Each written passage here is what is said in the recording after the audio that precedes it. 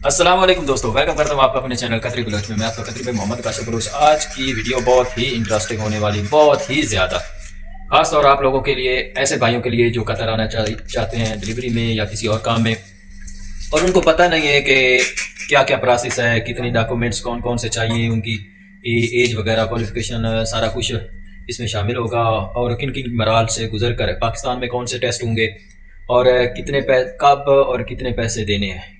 ठीक है, क्योंकि कुछ लोगों को होता है ना कि यार मैं एंड पे पैसे दूंगा, कतर में जाके आपको पैसे दूंगा। कुछ कहते हैं कि पहले मैं, लेकिन एजेंट कहते हैं कि चलो आप किस्तों में देंगे, लेकिन वो कतर में आके पैसे जो सैलरी में से कटवाने वाला ज़माना चला गया। ठीक है, तो वो कितने पैसे और कब देने, वो शामिल होगा स्टेप बाय स्टेप। ठीक है, पैसे भी स्टेप बाय स्टेप जब देने।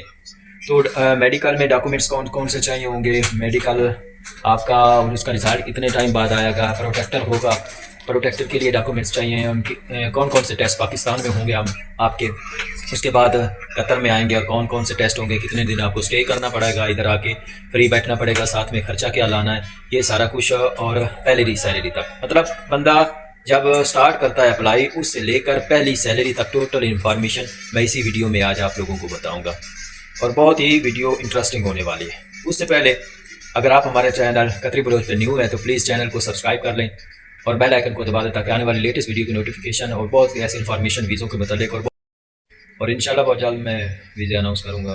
उसमें कमीशन नहीं होगा, जो बेचारे, क्योंकि वीज़ा महंगा नहीं होता, उसको जब कमीशन उसमें मिलाया जाता है, वीज़ा तब महंगा होता है। इंशाल्लाह कमीशन ज़ीरो होगा। तो ये टोटल इन्फॉर्मेशन, टाइम ज़ाया नहीं करते, वीडियो स्टार्ट करते हैं। ये देखो, मैंने पूरी लिस्ट में क्वेश्चन सारे बना के रखे हैं कि कोई बात मिस ना हो जाए। लंबी सारी लिस्ट है। तो स्टार्ट से करते हैं कि पाकिस्तान में आपके कौन से टेस्ट होंगे, कौन से मराल होंगे, कौन से डॉक्यूमेंट्स होंगे। तो डॉक्यूमेंट्स, सबसे पहले वीज़ा रिक्वायरमेंट क्या होता है, जब बंदा सोचता है कि उसके पास कितने पैसे होने चाहिए। ठीक है, तो वीज़े रिक्वायरमेंट ये होता है कि आपकी एज जो है ना, आपका CNIC कार्ड कतर के लिए बना होना चाहिए, मतलब जो पाकिस्तान का CNIC कार्ड 18 साल में बनता है, उसमें आप एड हो जाते हो। ठीक है, कम अज़ कम आप 9 या 10 पढ़े हों, इतनी अच्छी इंग्लिश नहीं इस काम में चाहिए, लेकिन बेसिक इंग्लिश होनी चाहिए। हेलो हाय वगैरह, मैसेज वगैरह, रेस्टोरेंट के नेम वगैरह, कुछ है SMS थोड़ा बहुत लिखा हो तो वो बंदा पढ़ ले। वो चिट्टा अनपढ़ जिस तरह बोलते हैं ना, वो नहीं होना चाहिए। ठीक है, और पासपोर्ट आपका पाकिस्तान का वैलिड होना चाहिए, 2 साल या 1 साल के लिए वैलिड हो, फिर इधर ये वो ऑनलाइन हो जाता है। वीज़ा रिक्वायरमेंट ये हो गया। पेमेंट है तो कम अज़ कम आपके पास 7 लाख रुपया होना चाहिए, कम अज़ कम। जो वीज़ा आपको मिलता भी है 6-7 लाख में, वो चीज़ें बताऊंगा क्या क्या शामिल है उसमें, तो वो आप ले लें। मैंने एक वीडियो भी बनाई है, शायद आपने देखी या नहीं देखी, मेरे चैनल पे वो भी देख लेना। ठीक है, एज, तलीम और लाइसेंस पाकिस्तान का अगर हो तो बेस्ट है। वो उधर जब आप एयरपोर्ट पे टिकट करवा के आते हो ना, तो तब वो पूछते हैं। ठीक है, अच्छा, डॉक्यूमेंट्स जब अप्लाई करते हैं ना, तो उनके लिए आपका पासपोर्ट और एक ब्लू बैकग्राउंड पिक्चर और आपका CNIC कार्ड, ये एक PDF फाइल बनी हो, वो कंप्यूटर वालों से स्कैन करवानी, मोबाइल से स्कैन नहीं करनी। आजकल मोबाइल से लड़के स्कैन कर लेते हैं, शहर तक नहीं जाते, वहाँ से स्कैनर से स्कैन करवाएं कंप्यूटर से। वो आपको एक PDF फाइल बना के HD देंगे, जिसमें आपका फ़ोटो बिल्कुल साफ़ हो, HD रिजल्ट में हो, और ये सारी फाइल, ये तीनों चीज़ें एक फाइल में, एक PDF फाइल में बनी हो, और वो आपने ऑनलाइन जिस बंदे से आप काम करवा रहे हैं ना, उसको आपने भेजनी, तो वो इधर अपना आपका वीज़ा अप्लाई करेगा कतर में। अच्छा, ठीक है, तो वीज़ा जब वो अप्लाई कर देगा, यहाँ से पैसे अभी स्टार्ट नहीं हुए, आपने पैसे अभी नहीं देने।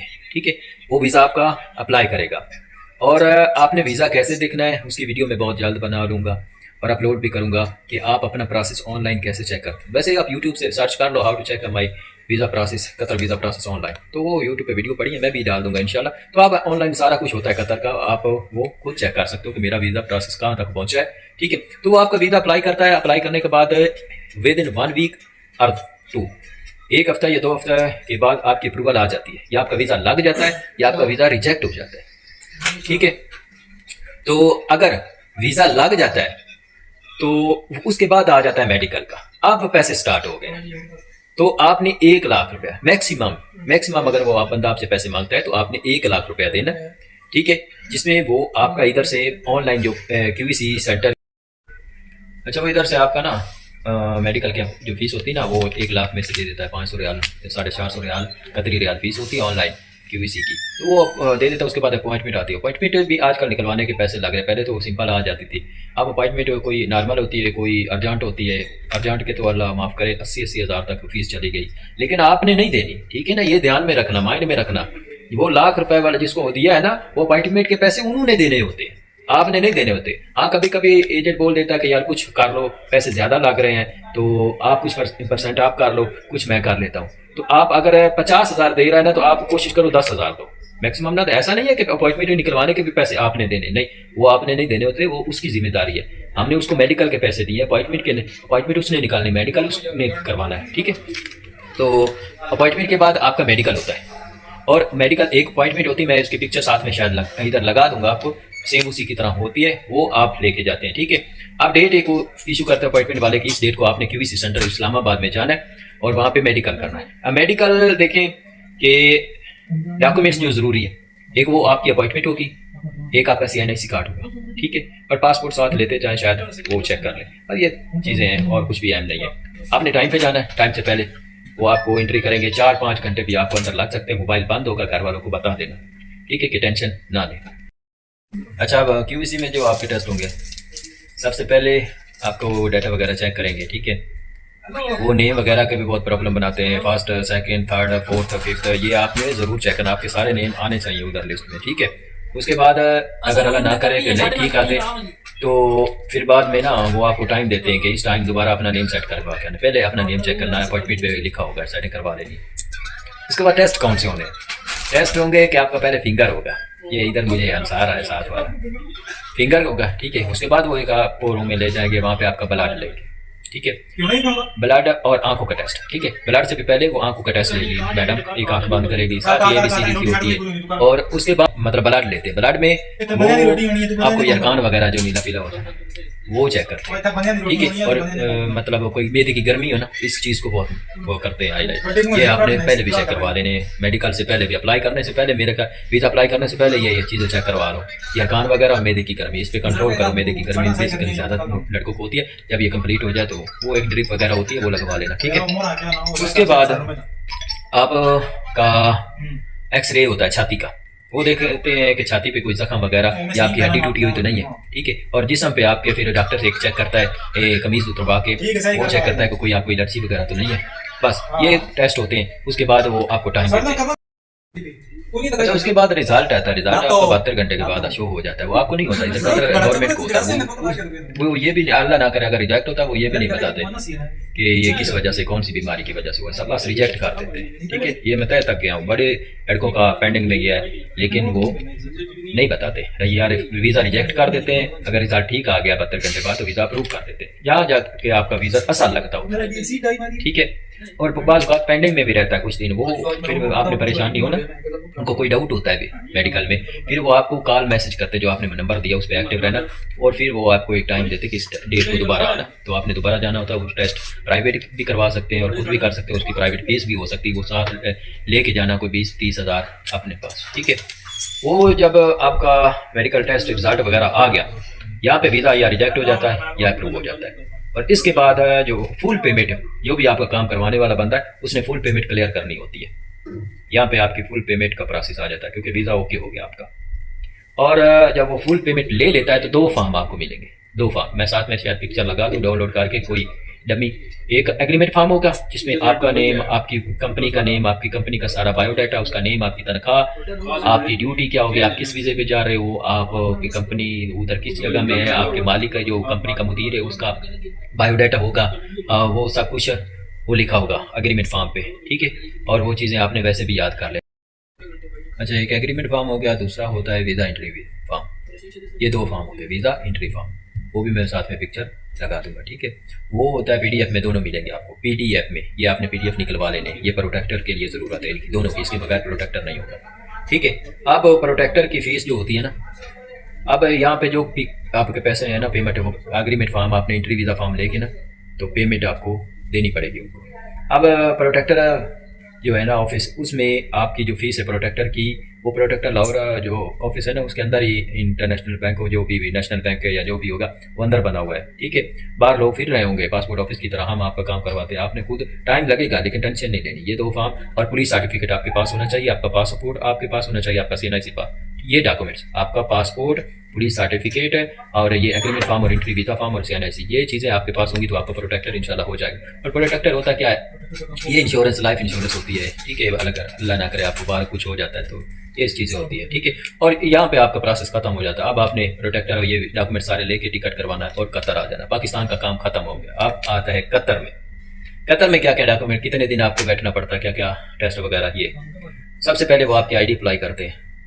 ID 1 साल की बनती होती है, ठीक है। और ड्रामेबाजियाँ तो आप चेक कर रहे होंगे साथ वालों की।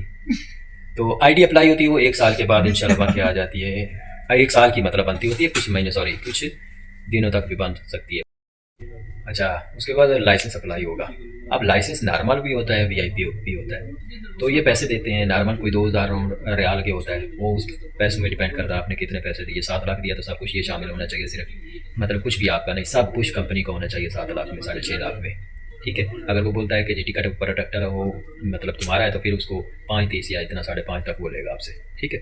तो लाइसेंस नॉर्मल होता है और VIP 2 महीने तक बन जाता है। नॉर्मल 2 महीने से लेके 2 महीने में बन सकता है और 5वें महीने तक भी जा सकता है, ठीक है। इतने दिन आपने फ्री बैठना और आप कोशिश करें अपने साथ तकरीबन 1000 रियाल से लेकर 1500 मतलब 1 लाख रुपया तक अपने साथ ले आए, बाय सेफ्टी। इधर आपका खाने का होगा, बाकी सब कुछ तो कंपनी का होगा, ठीक है। खाना अपना होता है, पहले भी बाद में भी। कुछ कंपनियां पहले देती हैं खर्चा, बाद में सैलरी से कट कर लेती हैं, लेकिन कुछ नहीं देती। तो फॉर सेफ्टी अपने साथ 80,000 या 1 लाख लेकर आओ।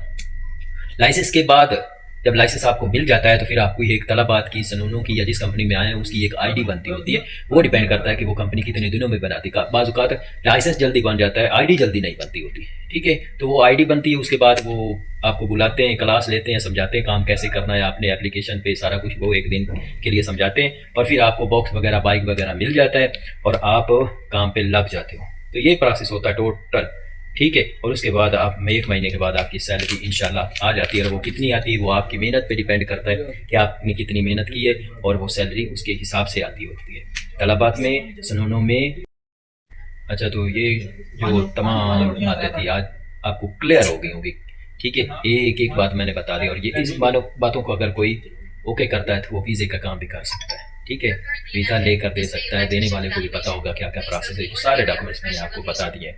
बहुत ज़्यादा क्वेश्चन इसमें लड़कों के आते रहते हैं, ठीक है। सैलरी आती है, अब एक चीज़ है, सैलरी जो होती है ना सनूनों में और तलबात में तो कमीशन होता है टोटल, बेसिक सैलरी नहीं होती। जो कोई आपको बोलता है तलबात में बेसिक सैलरी है तो वो झूठ बोल रहा है।